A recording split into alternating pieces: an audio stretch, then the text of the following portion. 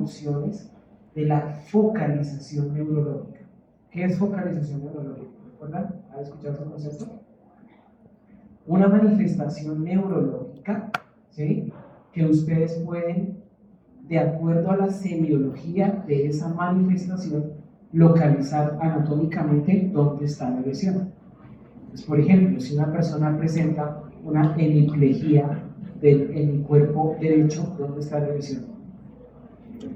En la corteza motora del lado izquierdo, ¿sí? Para eso es que se les enseña neuroanatomía, para tratar de reconocer estos signos de focalidad o de focalización. Y van a encontrar muy frecuentemente en las evoluciones, cuando estén rotando en los diferentes servicios, el paciente no está focalizado, es decir, no se documenta el examen neurológico una posible lesión que diga, mire, el paciente no puede mover el oculomotor, el músculo, el nervio oculomotor del lado derecho está comprometido porque no. ¿Listo? Entonces, el término encefalitis se refiere a alteración del estado de conciencia, convulsiones, focalización y fiebre. No siempre hay fiebre. Bueno, y la meningitis se refiere a la inflamación de las meninges, que clínicamente se encuentra como fiebre, cefalea, es decir, dolor de cabeza, con presencia o no de rigidez nucal o de signos meningos, que eso lo van a ver en semiología. Esta triada se cumple casi siempre es en los adultos. En los niños eso casi nunca se cumple. La presencia de rigidez nucal se empieza a documentar con facilidad en los niños después de los 3 o de los 4 años. Antes de esto, encontrar un paciente con meningitis que tenga rigidez de nuca es extremadamente raro, ¿vale? Entonces, lo que pasa es que, a pesar de que nos venden esa idea que la meningitis y la encefalitis son cosas aparte, en la clínica uno lo que ve es un paciente con meningoencefalitis, que está inflamada tanto en las membranas que recubren el encéfalo como posiblemente haya una inflamación del cerebro o del cerebelo como tal, y eso se manifiesta de manera simultánea las dos cosas. ¿Puede tener un paciente fiebre, cefalea, rigidez nucal, alteración del estado de conciencia? Claro, pues tiene componentes de ambas cosas. ¿Tiene un paciente fiebre, cefalea y fotofobia? Sí, claro. Y eso puede ser una meningoencefalitis. Bueno, otro término que se utiliza muchísimo y que lo van a ver es el término de meningitis aséptica. Ese término a mí me parece un poco confuso porque generalmente asocian este término de meningitis aséptica a las meningoencefalitis virales. ¿Listo? Pero si tiene un virus ahí metido, pues eso no está aséptico. Bueno, eso no está aséptico. Pienso que el término meningitis aséptica se debe reservar para aquellas enfermedades que manifiestan cambios neurológicos como cualquiera de estas, pero que no son originadas a partir de una enfermedad infecciosa.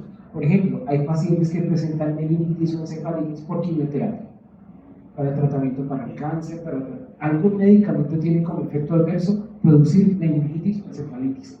Y en esos casos no se documenta que sea ningún tipo de patógeno, pensaría que ese término sí es aceptado.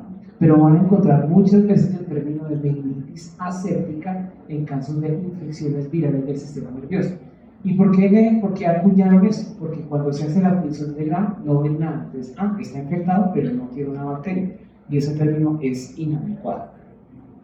Actualmente, las principales familias virales que causan enfermedades del sistema nervioso central son los enterovirus. Recuerden que yo les hablé de los enterovirus en las enfermedades exantemáticas de la enfermedad mano-pie-boca, ¿se acuerdan? En algunas series se describe que hasta el 50 o 55% de las personas con enfermedades por enterovirus pueden presentar meningoencefalitis. Principalmente los enterovirus 70 y 71 que se han asociado también a la aparición de brotes de diarrea. Pero cualquier virus puede producirlo. Miren, por ejemplo, ahorita vamos a hablar del virus polio. Las enfermedades transmitidas por vectores, los diferentes arbovirus, tanto las encefalitis transmitidas por mosquitos como por garrapatas, pueden producir este tipo de enfermedades. Y las otras familias que causan que son una importante carga de enfermedad para enfermedades virales del sistema nervioso son los herpes virus, particularmente el virus herpes simple, el virus de la varicela, el citomegalovirus y el Epstein-Barr, estos últimos dos, sobre todo en las personas inmunocomprometidas, ¿vale? Pero miren, lo que les mencioné ayer, el adenovirus puede producir también meningitis, ¿no? Bueno.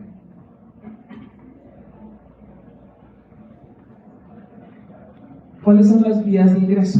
La ingesta, los enterovirus pueden ingresar por ahí, los aerosoles, por ejemplo, la influenza puede producir, la influenza o el SARS-CoV-2 también se ha relacionado con la aparición de encefalitis, la picadura de insectos, aquellas, por ejemplo, relacionadas con las arbovirosis, el paso a través del canal del parto infectado, por ejemplo, la varicela congénita, que eso lo veremos la otra semana, la mordedura de animales infectados, es decir, la rabia, sobre todo el virus de la rabia, trasplante o transfusión, sobre todo aquellos que son sometidos, sobre todo el virus de la rabia. El virus de la rabia se puede transmitir a partir de trasplantes corneales de personas fallecidas que no tenían diagnóstico de rabia. Y el acceso al sistema nervioso central puede ser por inoculación directa al sistema nervioso, como por ejemplo lo que ocurre con las mordeduras de algunos animales, como la rabia, y hematógena, como ocurre con las diferentes viremias que presentan los virus herpes. Entonces, esta lámina lo que les muestra es eso: el virus puede ingresar a través de inoculación directa por una herida de la piel, puede ingresar por la mucosa respiratoria gastrointestinal, puede inicialmente tener un ciclo de replicación primaria en los ganglios linfáticos, los ganglios cercanos al sitio de inoculación, aparece una primera viremia y después, cuando ocurre esa viremia, ocurre después una segunda viremia, 7 a 10 días, dependiendo del tipo de patógeno que alcanza el sistema nervioso central. Pero también puede ocurrir eso, la inoculación directa del patógeno en el tejido muscular y que por vía retrógrada, a través del cilindro eje de las neuronas, alcance el pericardio o soma. Y aquí es donde ocurre el ciclo de replicación de estos virus. ¿Cuál es el ejemplo clásico de este? La rabia, el virus de la rabia, ¿vale? Hay tanto defensa anatómica como defensa también funcional. Ustedes saben que el sistema nervioso central no contiene ganglios linfáticos, que los ganglios linfáticos que drenan todos los tejidos cerebrales y cerebelosos y todo esto es lo que tenemos en el encéfalo, finalmente son drenados de manera aferente hacia los ganglios linfáticos que tenemos en el cuello. Por eso muchas de estas enfermedades bacterianas, virales, micóticas que tenemos o que comprometen el sistema nervioso central dan al mismo tiempo la aparición de adenomigalias o de compromiso de órganos distantes de tipo linfático. Y microscópicamente encontramos también esas células, los pericitos. ¿Recuerdan que se acuerdan de los pericitos? Los pericitos son células que pueden convertirse posteriormente o en endotelio o que acompañan a los endotelios y que también tienen la capacidad de cumplir una función como si fueran células de tipo macrófago. Y en el tejido cerebral, recuerden que la microglia o microglía, cualquiera como lo quieran decir, cumplen una función como macrófagos, son células que tienen un comportamiento de macrófagos. Este tipo de células, por ejemplo los pericitos, también ayudan a conformar la barrera hematoencefálica o la barrera sangre-sistema nervioso central. Esto sí necesito que por favor se lo aprendan, así se dediquen a ser administradores de sangre. Y es cómo interpretar un líquido cefalorraquídeo. Líquido cefalorraquídeo. La forma de toma del líquido cefalorraquídeo, ya imaginarán de dónde se toma. De acá. Bueno, del espacio L2, L3, donde está la fosa lumbar, ¿sí? También le llaman. Esa es la forma más sencilla de tomar la muestra de líquido cefalorraquídeo. En los bebés, en los lactantes, en los neonatos, cuando tienen hidrocefalias muy importantes, a veces a través de la fontanela se puede puncionar a través de la fontanela y tomar la muestra de líquido cefalorraquídeo. Eso solamente lo hacen en neurocirugía, eso nosotros no lo hacemos. Regularmente no, a menos que sea una situación de extrema gravedad, donde haya una hipertensión endocrinal tan importante que el paciente pueda incluso herniarse. Entonces, el líquido cefalorraquídeo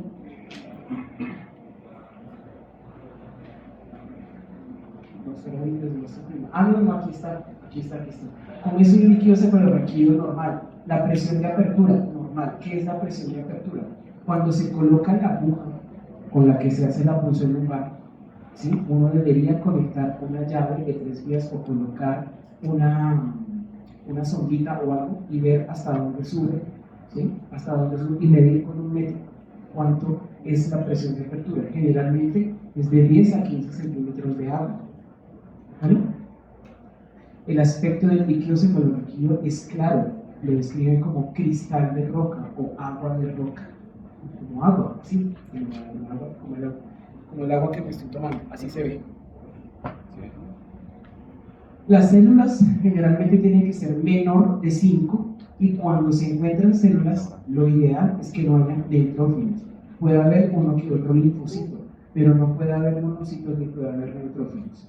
La glucosa, generalmente, o la glucorraquia, es el 66% del valor de la glicemia central. ¿Bueno? Preguntas. Ahí se preguntan cómo.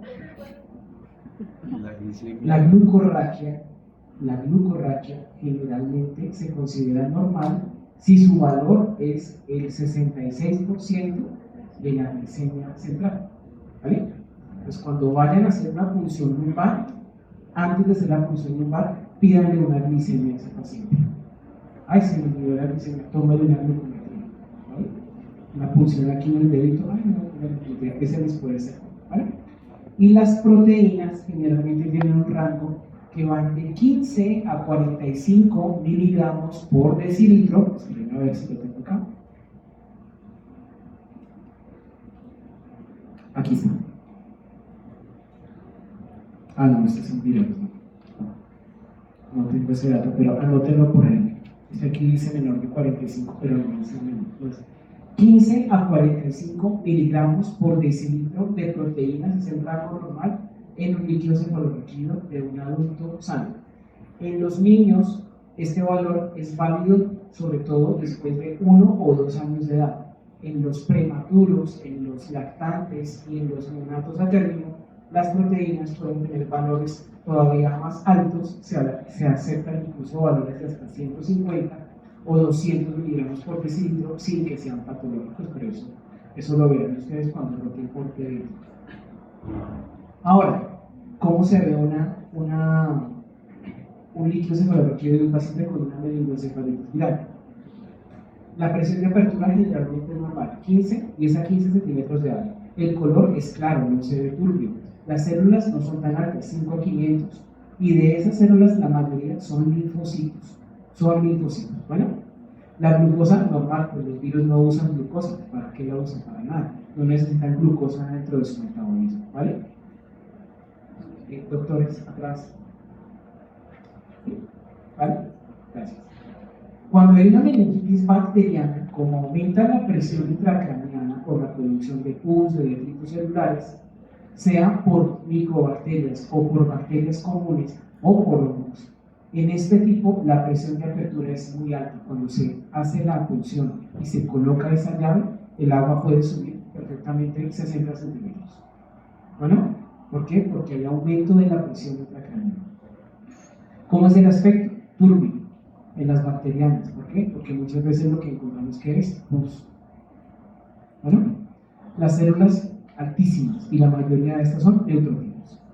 La relación de la glucosa central con la glucosa del líquido cefalorraquídeo en una meningitis bacteriana, en una meningitis tuberculosa y ocasionalmente las de hongos es baja. ¿Por qué? Pues porque esos bichos sí necesitan glucosa para vivir.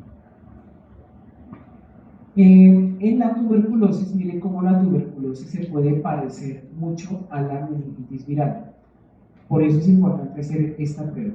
La presión de apertura en la tuberculosis es alta, en las virales es normal. El aspecto puede ser el mismo. El recuento de células puede ser muy parecido. El diferencial puede ser muy parecido, puede ser linfocitos.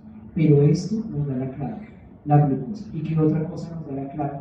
La tinción de Gram y la tinción de Phil Nielsen. Siempre se debe hacer tinción de Phil Nielsen, ¿vale?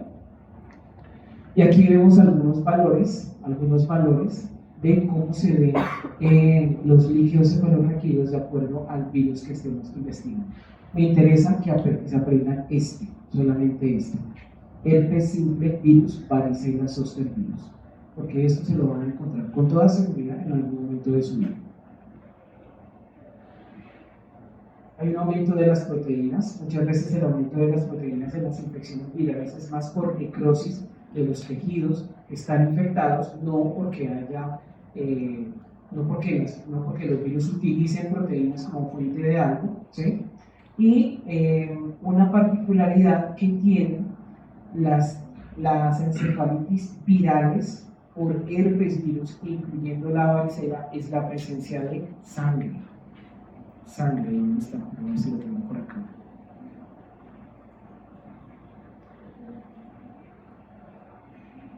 No lo tengo. Bueno, de pronto en la clase de herpes de la otra semana se los traigo.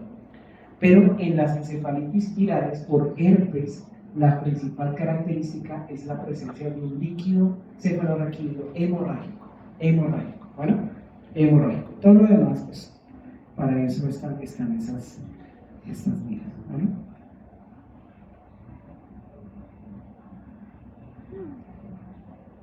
Dentro del diagnóstico de encefalitis, y más cuando el paciente está focalizado,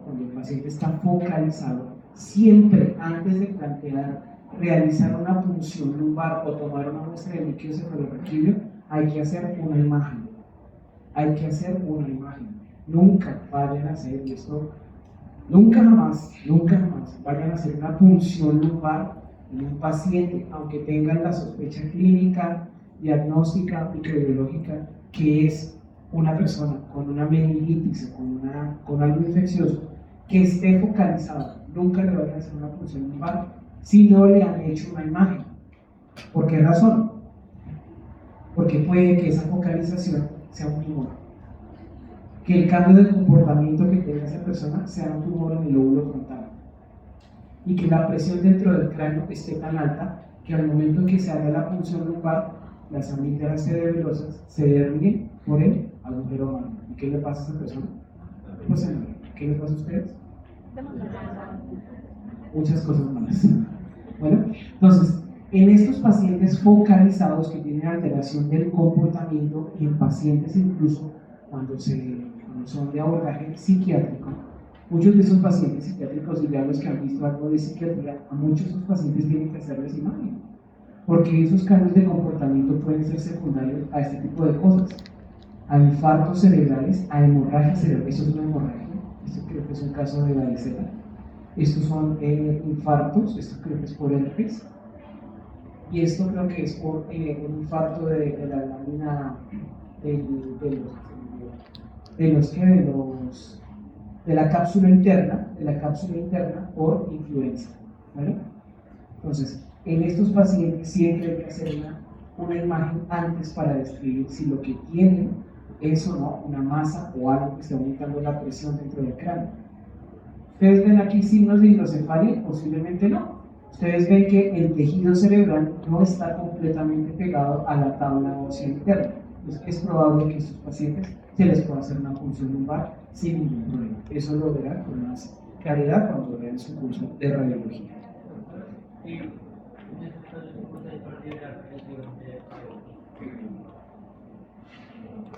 En algunos casos toca llamar al neurocirujano para que por favor abra por el ritmo, o sea que haga una trepanación del cráneo para poder liberar esa presión, ¿vale? Bueno, este es un concepto muy importante que es pleocitosis. Aumento de células, sobre todo de predominio linfocítico, ¿vale?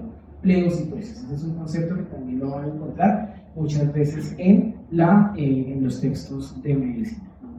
Y la admisión de Graham, por ejemplo, que se encuentra en las infecciones virales, pues nada, que es negativo, porque no tiene bacterias. Vamos a hablar rápidamente del virus polio. El profesor Manuel Vargas, que era la persona que estaba aquí hasta el año pasado, siempre empezaba su clase con esta imagen, ¿sí? Esa es una imagen de tantas cosas de Egipto que hay, en la cual se observa a un sacerdote con una pierna completamente atrofiada y con el pie puesto de esta manera, con la punta del pie apoyando el resto de la extremidad. Eso se llama pie equino, como el de los caballos, pie equino. Bueno, y ustedes ven una masa muscular en la pierna izquierda normal y una masa muscular en la pierna derecha completamente atrofiada. Y posiblemente utilizaba una especie como de muleta, tal vez, para poderse apoyar. Esto es una evidencia de que este virus es conocido desde hace muchísimos años, miles de años posiblemente.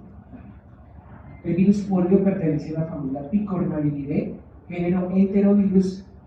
Eso quiere decir que los enterovirus, los que producen meningitis, los que producen diarrea, que no son polio, también están por acá implicados, pero solamente pertenecen a una especie que se llama el poliovirus, RNA, en sentido positivo, desnudo, porque lo hace muy resistente, y por ser Picornaviridae es un virus muy pequeño. Su secuencia genómica es del extremo 5', en el extremo 3', en el 3' están diferentes secuencias de polio. Ahora les voy a explicar el ciclo de replicación. De hecho, casi ningún texto ya lo menciona, pero lo que quiero que ustedes sepan es que en el mundo se han descrito 3 tipos diferentes, genotipos de virus polio. El 1, el 2 y el 3. No se aprendan los nombres porque yo tampoco me los sé. El 1, el 2 y el 3. Actualmente, el genotipo 2 está erradicado de la faz de la Tierra, ¿vale?